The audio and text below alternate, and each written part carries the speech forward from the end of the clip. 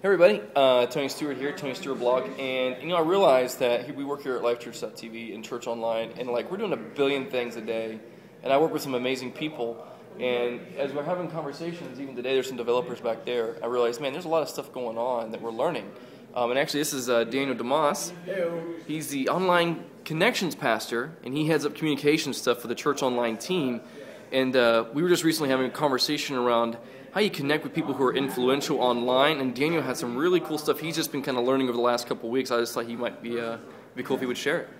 So one of the first things that I was talking to Tony about is that there are people outside of your team and you that can influence and communicate better than you can.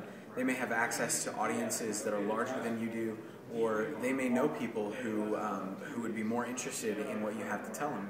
And so those influencers, as we call them, are important people. And how you approach them is very interesting. It's very important.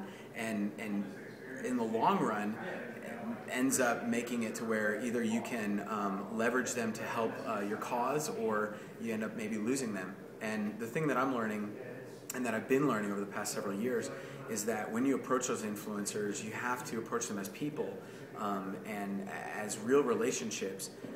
They're people, and they want to build a relationship with you. And if they're interested in what you're selling, or interested in what you're telling them about and would love their help with, then they'll be interested in it. If not, then they won't. But building a relationship with them can only help that.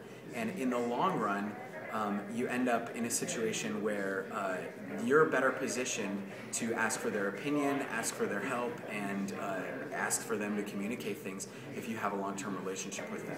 So Cool. it's worth it. That's cool. And what I love there is that it's real easy to get strategic with people online. Yeah.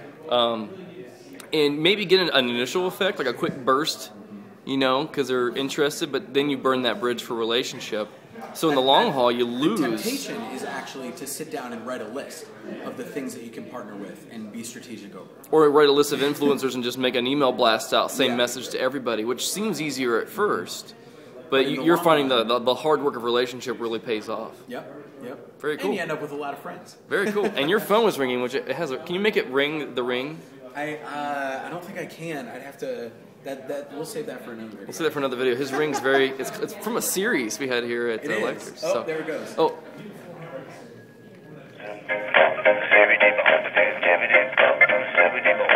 So, Dan DeMoss, best ringtone at Life Church. Thanks, man, for sharing.